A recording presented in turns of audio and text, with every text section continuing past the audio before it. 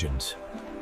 In a world trembling under oppression and doubt, God raised voices of truth that no power could silence. From among ordinary men, God chose a servant of faith and power, a life that testified to unshaken love. The air in the hall was thick with whispers, but Stephen moved with a calm that cut through it all.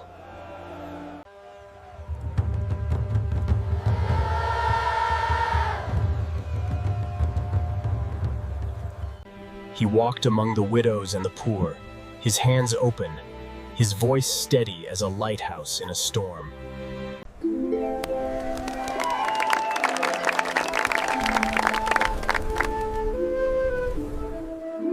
He spoke of Jesus with a quiet, blazing power, and the crowd felt something rise inside them.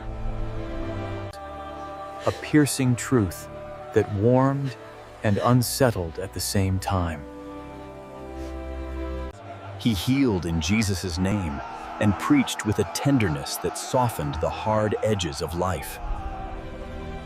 Word spread, people gathered, hungry for a message that felt like light in the darkness.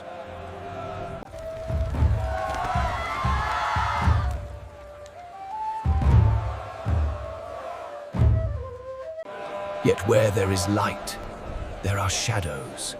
Cruel shadows that hated the glow he carried. Brothers and sisters, look around you. The Lord has shown us favor this day. Rejoice in his name. Stephen's life became a threat not because he shouted, but because his wisdom and the spirit within him burned with undeniable clarity.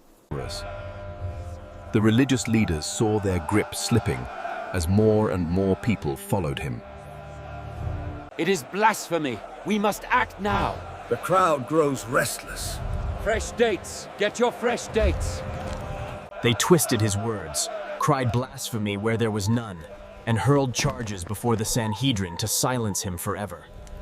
Blasphemy, that bitter weapon of power, was the charge that could crush him under the weight of the land's might. This audacity will not stand. He blasphemes against the Most High. In the Sanhedrin, Stephen stood tall, not with bravado, but with a fearless honesty that unsettled the room. He spoke not as a conquered man pleading for mercy, but as a living witness, a man unafraid to name truth. Guilty of an affront to the temple. He must be stopped before the Passover. He traced the history of his people, pointing to their ancestors who rejected God's messengers time and again. Then, stone by stone, reminded them that they too had rejected and murdered Jesus, the promised Messiah. He defiles the temple! He must die! The crowd burned with rage. Fury crawled over their faces, jaws clenched. Stephen's challenge to the Sanhedrin was blunt and dangerous. He spoke with a wisdom and spirit-led audacity that threatened the foundations of their power. Yet even as the shadows lengthened, he stood unwavering, his face shining like an angel before them. He refused to dress his testimony to please them. He spoke truth as it was, knowing it might cost him everything.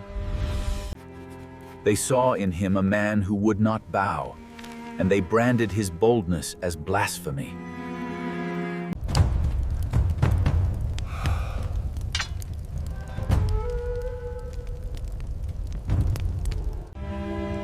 When the charges were finally spoken, Stephen did not plead or recant. He stood in extraordinary truth. He blasphemes against Moses. He speaks against the holy place and the law. This man must be silenced. He reminded the council of their history. Joseph, Moses, the prophets overlooked and rejected. Then he laid the weight of guilt on Stephen declared that the heavens opened and the Son of Man stood at the right hand of God, truth like lightning cleaving the room. The Most High does not live in temples built by human hands. He blasphemes! Stone him! This wasn't merely disagreement. It was a rupture of authority, a sanctuary of lies burned by the fire of truth. Blasphemer! How dare he speak against Moses? Drag him out of the city! They rushed him, dragging him beyond the city. Rage like a flood. Fear, power, and pride carried them outside the gates. They covered their ears, screaming to drown the truth, then dragged him outside and began to stone him, cruel hands driven by fear and pride. The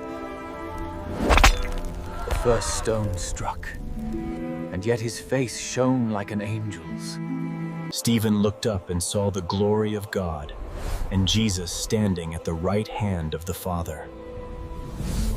He faced the crowd and the truth, refusing to compromise. His faith stood unshaken, burning with love even in the dark.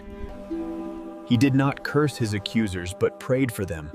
Lord, do not hold this sin against them. And with that prayer, he fell asleep, not in defeat, but in peace, his spirit carried into eternal glory. And as the morning broke, Stephen slept, the first martyr of the new way.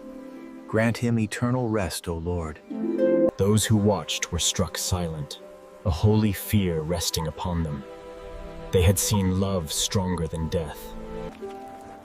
Faith for Stephen was more than creed.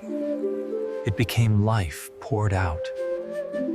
A light carried on by all who witnessed his courage. The Lord is my shepherd, I shall not want. His faith became a seed, planted in hearts, watered by tears, and destined to bloom in courage for generations. The heavens received him, and angels rejoiced, the first of many who would bear witness through love. True faith does not falter in fear. It burns bright in trial, living on in every heart that chooses truth over comfort. Stephen, the first martyr, a light that cannot be extinguished. Morning came over Jerusalem, and the earth was quiet. Yet heaven still sang of the faith that would never die. From that hill, the light spread over deserts, mountains, and seas, a living witness that no stone could silence. The same spirit that filled Stephen moved through every generation, hands carrying the light of truth to those in darkness. Through persecution and peace alike, the cross still stands. The light moved to the nations, to every desert and shore, until the earth itself shone with the glory of Christ. From Jerusalem to the ends of the earth, ABN carries the light of truth, faith, and hope to all nations. The mission continues through you. Every prayer, every gift, every heart that stands with ABN. Join hands with ABN. Pray, give, and shine the light of truth to every nation.